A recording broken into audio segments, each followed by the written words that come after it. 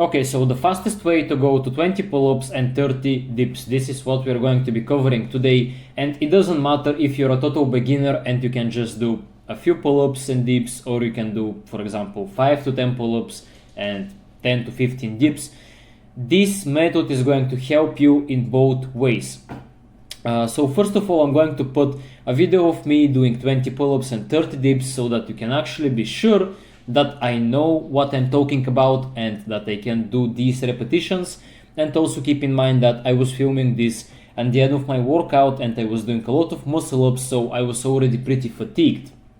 So you can see that it is not so hard for me and my max is much more than that.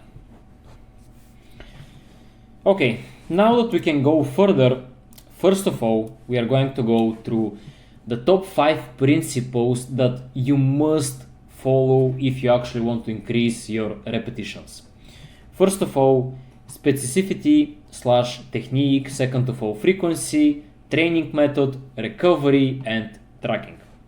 Obviously, we are going to go much more in depth in all of them. So the first principle is going to be specificity / technique. You have to keep in mind that when you're training for strength / endurance, because high rep calisthenics is endurance calisthenics, you have to follow a certain technique. And if your technique is going to be different every single workout, you can't really track your progress and you're not going to increase your repetitions. So your technique have to be the same every single workout. Otherwise, you're not going to make progress. So first of all, we're going to go through the pull-ups. The technique for the pull-ups that you have to use is, obviously you're going to use a pronated grip or a chin-up. So a pronated grip is a grip like that when you hold the bar like that, and a chin-up when you're holding it like that. Imagine that this is the bar.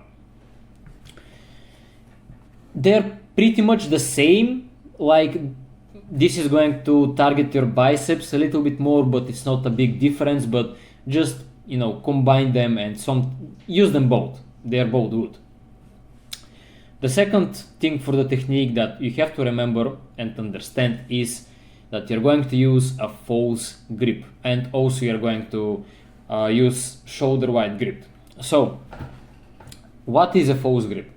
A false grip is, as you can see here, I'm not just holding the bar like that. My hand is like that over the bar. Not like that, like that. Because this is going to help you use your forearms more. It's going to give you more power and more strength in your pull-ups. And also it's going to make it easier to get your chin over the bar. So when you're holding the bar, don't hold it just like that. Use a false grip, and it's the same for the chin up. Don't just hold the bar like that, hold it like that. That's a very important point. Also, you need to make sure that you go all the way down and all the way up. By all the way down, I mean you have to almost lock your elbows. Just you have to straight your arm at the bottom. Some people have difficulties with that because of their joints, their flexibility, and if you can't fully lock your arm, maybe this is your maximum, for example, that's fine. But don't use it as an excuse not to go fully down, as you can see here. So this is an important point. Don't do just half reps like that. This is not a pull-up. You have to go chin over the bar, down, chin over the bar, down. This is the proper technique. As you can see here on this picture, my chin is over the bar. Maybe you can't see it from this angle, but you got the point. And also you have to lock down the elbows. After that, you need to make sure that your legs are together, just hold them together and don't keep with your legs. This is just cheating and it's not going to help you get stronger in the movement. You have to keep your core engaged and don't swing, because this is cheating, and you want to learn the proper technique. You don't want to just do half pull-ups and get to a certain number and your technique is shit. No, it's better to do less numbers but with the right technique. So this is what we're going to be focusing on. You need to make sure that your technique is on point, so do less reps but do them right. This is the proper approach. And also, of course, you want to do them as fast as possible. Don't do, you're not a bodybuilder, I guess, if you're watching this video, so don't go like slow up and then slow down. No, this is not a calisthenics endurance technique. We are training for repetitions, strength, and the point is to do them as fast as possible so that you're not losing that strength in the process. So go fast up and fast down, fast up, fast down. Don't control the negative, just control it to some extent where you're not like swinging, but don't do it slow like a bodybuilder, because this is not what we are training for. Doing slow repetitions is not going to help you increase your repetitions, and increasing your repetitions is your goal if you're watching this video, so do them fast. Basically, this is for the pull-ups. Now we are going to go over the dips. So once again, you have to, let's get straight from the first one. So first you need to make sure that your shoulders are depressed. What I mean by that, as you can see here, my shoulders are down. They're not elevated to my ears, they are down. So this is elevated shoulder, this is depressed shoulder. When you're doing dips, you want to keep your shoulder depressed, down. Don't keep it, up here. This is very important. Also, you need to have a slight protraction. As you can see here, when I'm doing dips, my shoulders are not, I'm not pulling them backwards like that. I'm not doing dips like that. I'm doing dips like that. Protraction, depression, and going down. This is the proper technique for doing dips when you're doing strength calisthenics training. This is not a bodybuilder style of training, so the technique is slightly different. You can just go back to the beginning of the video and watch again the video where I'm doing the dips, so you can actually see what I'm talking about. You have to depress your shoulders and protract them a little bit, like don't pull them back, push them forward when you're doing dips. That's very important. Second thing, you want to go down up to 90 degrees, maybe a little bit lower than that, but don't go too low. Once again, we are not bodybuilders, we are training for calisthenics, and the proper technique for calisthenics is to go to from 90 to 80 degrees, around that. As you can see here, I'm a little bit below 90 degrees. This is the perfect technique, the perfect form, and this counts as a repetition. As you can see here, 90 degrees, and you're locking your elbows at the top. Once again, the same as with the pull-ups. And also when you're doing dips, you have to lean a little bit forward. As you can see here, I'm leaning forward. My chest is going forward. I'm not just, in a straight line going down and up. I'm leaning a little bit forward. You can see on the picture. And also you can go back and see the video in the beginning. You're going to see the same exact thing. And this is very important. That's my girlfriend, never mind. Close the door, please. Sorry. Never mind. So, this is the proper technique. Once again, you want to keep your legs together. You don't want to swing them. You don't want to, a lot of people when they're doing dips, they're keeping their legs like behind them, which is extremely wrong. Like, you're going to lose all the balance, and this is not the right thing to do. You want your legs to be below you, like me on this picture. Don't hold your legs here behind you. This is not the proper technique, at least for calisthenics. It's different if you're training, for bodybuilding and calisthenics. You want to have your core engaged, and this is going to help you actually control your legs and not just, left them hanging. So make sure to engage your core correctly, leaning a little bit forward when you're doing the dip, and then back, to locking forward, up. Yeah, you got the point.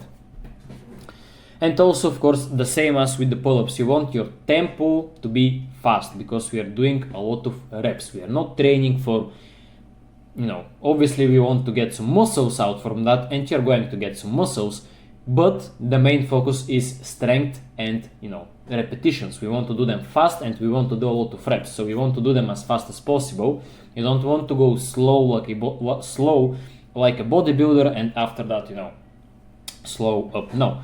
You want to go fast down, fast up, fast down, fast up. Just control the negative to the point where you're not swinging, and that's perfectly fine. You don't want to do them slow. So basically this is roughly the technique for the dips. I'm not going to go too deep into that. Otherwise, I'm just going to be talking about 1 hour just for the pull-up and for the dip technique if I go too deep into that. So you got the point.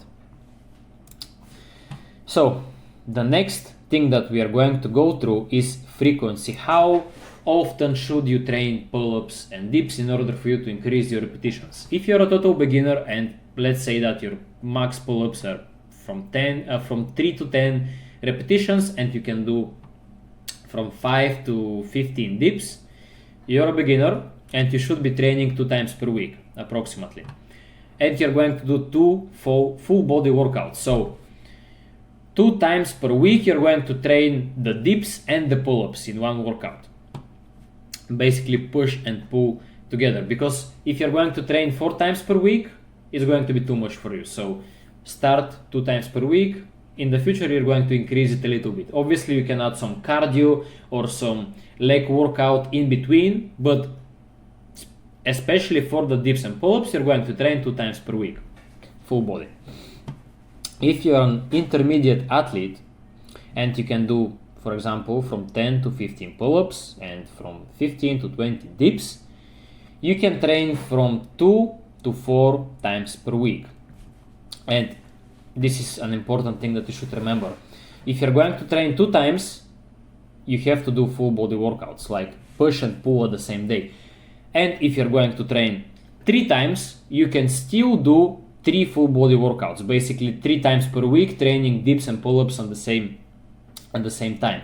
But if you're going to train 4 times, you have to separate them, because otherwise it's going to be too much for you to handle. So if you're going to train 4 times, you can separate them into 1 day for dips, 1 day for pull-ups, and after that 1 day for dips again, and 1 day for pull-ups once again. So you're going to have 2 days where you're training pull-ups, 2 days where you're training dips.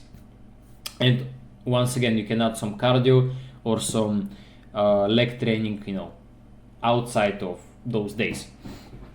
But make sure that when you're actually going to train for the pull-ups and for the dips, you're going to do them first thing in the workout, because this is the thing that you want to make the most progress in, so you have to do them as a first exercise, otherwise you're not going to make so much progress. You have to prioritize it, obviously. And you need to remember that you get better at what you practice. If you want to get better at pull-ups, you have to train pull-ups, otherwise you're not going to get better at pull-ups, you guessed it. So if you want to get better at the basics, you have to practice them at least 2 times per week. This is the minimum for beginners and intermediate athletes. And this is going to give you sufficient volume and adaptation. So I remember myself in the beginning of my calisthenics journey when I was like 15, 16 years old, and I was training, I was training not consistently, I was just training sometimes, and I wasn't that good at pull-ups. Like I was good at dips but not really good at pull-ups, and I didn't train pull-ups because I wasn't good at them, and I was like, okay, I'm weak at pull-ups, I'm just going to skip them because I love doing dips, because I'm good at dips. But this is not the right approach, because you want to focus on the things that you are lacking. If you are lacking dips, you have to train dips, because if you're going to avoid training dips, you're not going to get better at dips, obviously. So if you want to get better at the basics, you have to train basics. I'm not saying that you can't train anything else, but obviously this should be your main priority if you want to get better at the basics. I hope that makes sense. Water break.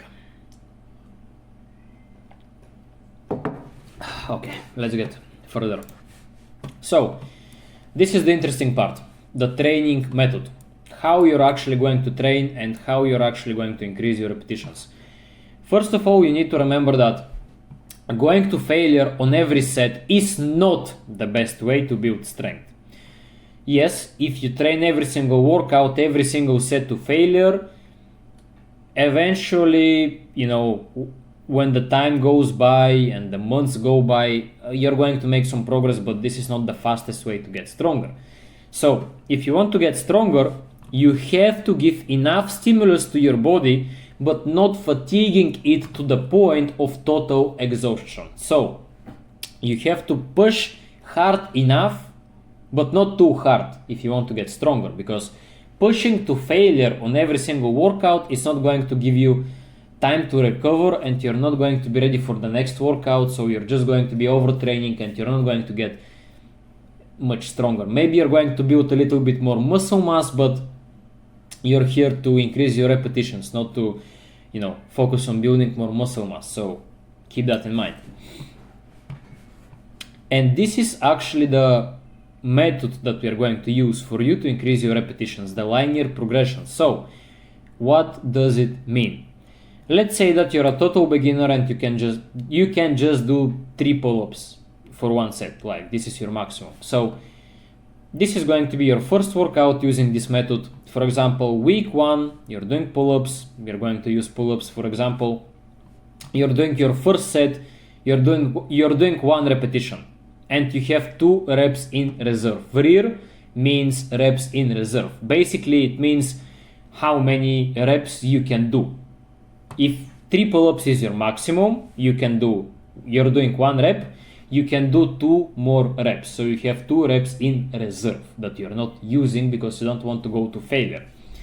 So you have to use this approach if you want to get stronger, and you actually have to use reps in reserve to understand how intense you work out, because otherwise it's going to be pretty hard. In the beginning, you're not going to be really sure how many reps in reserve you have, but once you start practicing it and once you start understanding it a little bit better, you're going to get better with that over time. So don't stress out about it in the beginning. So first set, you do 1 repetition, you have 2 reps in reserve. After that, you do 1 more repetition, probably you're going to have 1 rep in reserve because 3 pull-ups is your maximum. And on the third set, you're going to do once again 1 repetition, and this is going to be basically your maximum for that workout. You're not going to be able to do any more reps. Once again, this is just an example. So let's say that was Monday, week 1. This is Monday, week 2. You're doing the same workout, the same sets, 3 sets. So, but this time you're feeling a little bit stronger. So you're doing 2 reps for the first set, and now you have 2 reps in reserve once again. After that, you do another one rep. I can't see my mouse. Yeah, another 1 rep, and you have 1 rep in reserve. And on the third set, you do once again 1 rep, and you don't have any reps in reserve. So in total, you made 1 pull-up more than the previous workout. That's great. Monday, week 3. First set, you do 2 reps, and you have 2 reps in reserve. Second set, you're increasing the repetitions with 1. So you're doing once again 2 reps, and most likely you're going to have 1 rep in reserve because you already did 2 reps in the first set. And once again, third set, you do 1 repetition and you have 1 reps in reserve. You did more pull-ups than the previous week. You did 1 pull-up more, and you have more reps in reserve, which is a great progress. So basically the goal is to not go to total failure. You always want to have some reps in reserve. And on the first sets, you're going to have obviously more than in the last sets because you're going to be more fresh in the first set. So you have to use this linear progression until you hit 10 max pull-ups. So once you hit 10 max pull-ups for one set, you can go to the next part that I'm going to explain in a few minutes. But basically this is your plan until you hit 10 pull-ups, if you're a total beginner. So you keep repeating the same thing until, for example, you can do 6, 6, 6. If you can do 3 times 6, probably you can do 10 pull-ups for one set. So once you get to 10 max pull-ups, follow the next step that I'm going to explain you. And also an important thing that you should remember, try your max only once per month at the end of the month. So for example, you're training for 4 weeks, and on the 4 week, let's say first set, so imagine that we have a 4 week here, and on the first set you're going to try your max. So once your max on the first set is 10 pull-ups, you can move on to the next step. This is basically the first step that you have to master. I hope that it's clear. If you have any questions, obviously ask me in the comments. I'm going to explain it a little bit better, but I hope that it is clear enough. So the next step, once you get to 10 pull-ups, once again, as you can see here, once you get to 10 pull-ups, you're going to increase the sets. I'm going to explain it a little bit better now. So, for example, instead of doing 3 sets, you're doing 4 sets.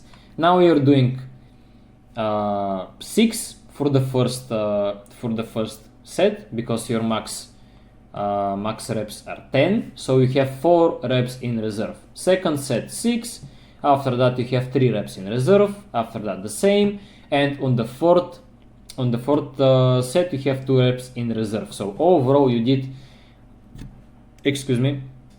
24 pull-ups.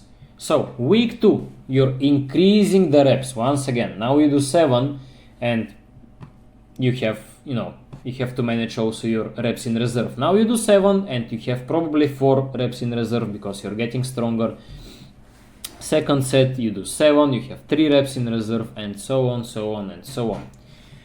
Basically you're repeating the same thing with 4 sets. This is the second step.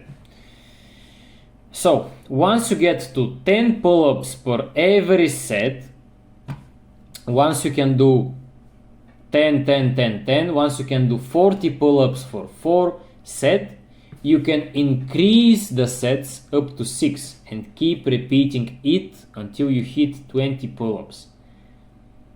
I hope that you understand. So once you can do first set 10 pull-ups, second set 10 pull-ups, etc., etc., you're increasing the sets. Now you're going to do 5 sets, and probably you're going to start, instead of starting with 10, you're going to start with 9, but you're going to do 5 sets of 9. So 9, 9, 9, 9, 9, and you're managing your reps in reserve. You don't want to go to failure. You're testing your max.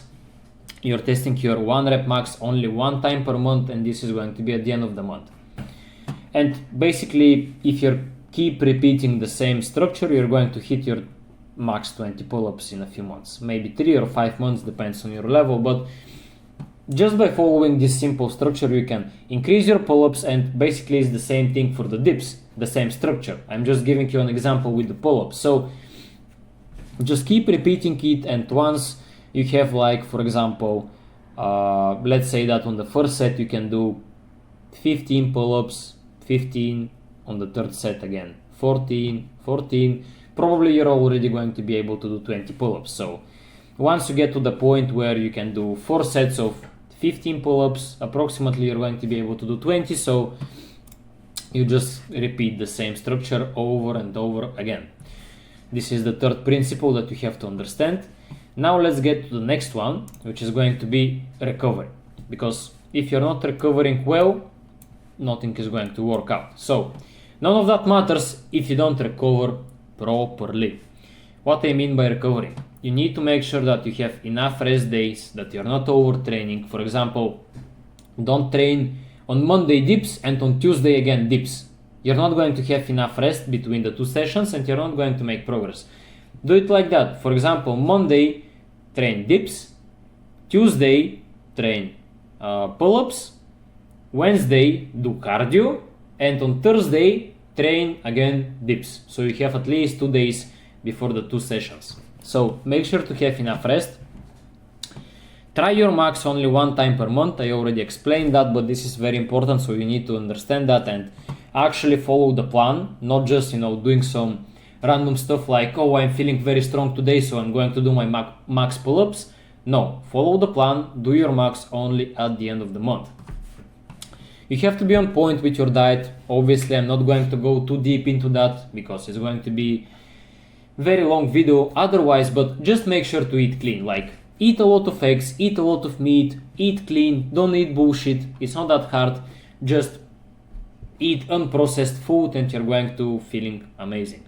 As again, most of your diet should be from eggs and meat. Sleep at least 8 to 9 hours every night. Extremely important. Like training, dieting and sleeping, they're all the same. If you miss sleeping but your training and dieting are on 100%, you're not going to make good progress. You have to get them all checked. So make sure to sleep at least 8 to 9 hours every night and make sure that your sleep is high quality. And also do cardio 2 times per week and minimum do 10k steps a day regularly. This is very important. It's just going to help you feel better, you're going to be more healthy, and actually doing cardio is going to help you with calisthenics, because if your cardio goes up, it means that your potential for calisthenics also goes up, because the more cardio you have, the more you can, the more endurance you have in your cardio, the more endurance / strength you're going to have in calisthenics. They're going together. So make sure to do cardio. It may be, running, nothing crazy, just, doing cross or riding your bike, maybe swimming, whatever. You just need to do some kind of cardio. That's very important. This is the fourth principle. Now, let's get to the fifth principle, which is the last one, but it is also very important. So, tracking. If you don't track your progress, how can you be sure that you're actually making progress? Well, you can be sure. So, you have to make sure that you track your workouts. You have to basically maybe do it on your phone, in your notes on your phone or whatever. You can also just write it on a notebook. It doesn't actually matter as long as it works for you.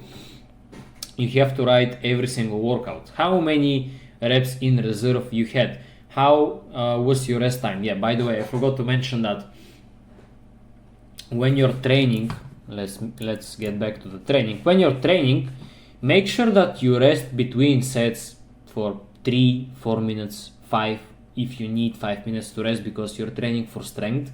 And when you're training for strength, you have to rest a little bit more so that you can actually push hard in the next set. So make sure to rest enough so that you can perform your best on the next set. Don't rush the process.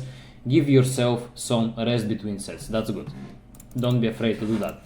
So track your rest time, track your sets, track your reps, basically everything, because you need to make sure that every single workout you're getting better and better and stronger. Yes, you're not going to be able to do progress like every single workout, but most of your workouts you are going to make progress if you're doing everything right. Also, it is very important to eat the same pre-workout meal and train at the same time every single day. For example, if you said to yourself that you're going to train in the mornings, it means that every single time you're going to train in the morning, because your body adapts, and it's very important to have a routine that you follow every single day. Because if some days you're training in the morning and some days you're training in the evening, you're not going to have a routine and your body is not going to be able to adapt to that, and you're not going to be able to recover for the next workout. Because if on Monday you're training in the morning, but on Thursday you're doing once again dips, but you're doing it, for example, at the evening, your body is going to be prepared to actually work out at Thursday morning to do dips, but something happened and now you have to do your workout later. So do everything possible to do your workouts at the same time. This is going to help you make progress. And also, as I said, eat the same pre-workout meal every single time you work out. For example, this is one of my pre-workout meals that I eat. just a meal full of carbohydrates to fill me up for the workout so that I can actually perform good. So make sure that you're eating the same thing before every workout, because if today you're eating a light meal for a pre-workout, but tomorrow you're eating like a big 800 grams meal and you're feeling after that tired, exhausted, bloated, and obviously this is going to stop you from making progress. So this is very important. You have to follow a routine every single time. Also, track your diet. Calories, macros, fasting window, depending on your goals, of course. If you're cutting weight or if you're bulking, for example, track your diet, because if you're not tracking your diet, you can actually be sure that you're getting closer to your goal. If it is losing weight, make sure that you're staying in a deficit, that you're eating the amount of calories that you should be eating, and that you're hitting your macros, for example, protein, fats, carbs, etc. So make sure to track that. It depends once again on your goals. Do you want to cut or do you want to bulk? Also, you need to track your sleep. You need to track your go to bed time and wake up time. It is also very important because your body adapts, and if some days you're going to bed at 10 a.m. and some days you're going to bed at 2 a.m. If some days you're going to bed at 10 p.m. and some days you're going to bed at 2 a.m. This is like 4-hour difference, and it's not gonna happen, bro. Like, if you want to make progress, you have to optimize everything: your diet, sleep, workout, everything. So you have to go to bed pretty much at the same time and to wake up pretty much at the same time if you want to have the proper adaptation for your body to happen. If you want to get stronger and do more pull-ups and more dips. And lastly, you need to track your weight. Once again, depends on your goals. Do you want to cut? Do you want to bulk? You need to make sure that you're actually getting closer to your goals every single day. So if you're not tracking all of these things, you're not going to make progress, basically. Everything should be on point, because once again, as I said, if one part is missing, it's not gonna work. Like, if you're not sleeping right, maybe your workouts are perfect, maybe your diet is perfect, but if you're sleeping 4 hours a night, it doesn't matter, bro. Like, you have to optimize everything. So basically now all you need is consistency, hard work, and follow the plan that I just gave you. If you follow everything correctly, you should be able to go to 20 pull-ups and 30 dips in 3 to 5 months, depending on your current level. But it is absolutely possible. Like, 20 pull-ups and 30 dips is not something crazy. It's pretty easy to achieve it. You just need to follow the plan and execute on everything that I just said to you. If you don't see the results, it's because you're either making a mistake in some of the other principles. Maybe you're not sleeping right, maybe you're not tracking your reps in reserve, maybe you're going to failure too much. There should be a mistake somewhere, because if you follow this plan, you're going to get there, like, that's guaranteed. So either you're making a mistake in some of the principles, or you're just not following the method correctly. As I already said, maybe you go to failure too much, maybe you're not tracking your workouts, maybe it's something else, but obviously you're doing something wrong. Or you're making a mistake in some of the other principles. In that case, get back and rewatch. It shows a rematch, but it should be rewatch anyways. Just go back, rewatch it again, and make sure that you're doing everything right. Make sure to find that mistake and fix it in order for you to be able to keep making progress. So take action and implement the advice that I just gave you in this video, because otherwise you just wasted 30 minutes of your life. But if you actually listen to that, if you actually take some notes during listening to me and actually understand what I'm talking about, and you implement that, bro, you're going to get results. You're going to get to 20 pull-ups and 30 dips. It's not rocket science. You just need to be consistent with that, and you need to follow the plan. Obviously, if you have any questions, you can always ask me in the comments. I'm going to answer all of the comments. I will be pretty happy to do that. I'm here to help you achieve your goals. So feel free to ask me whatever you want related to calisthenics.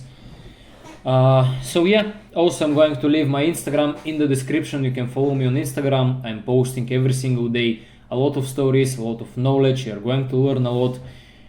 So I would like to see you there too. Follow my Instagram. I'm also going to link I'm also going to let a Calendly link for my one-on-one coaching. If you want my personal help with your calisthenics journey, if you want to get better at calisthenics, if you want to get stronger, build some muscle mass, or learn some skills, or you just need some help with managing your routine, your workouts, diet, etc., I'm going to leave a link below. You can book a call with me. We are going to hop on a call, going to talk together. I'm going to ask you some questions. We're going to see if we are a good fit for each other, and we're going to see if I'm going to be able to help you achieve your goals, and that we're going to keep working together. So make sure to like the video, subscribe, follow my Instagram, actually take action and implement the advice, and see you in the next one.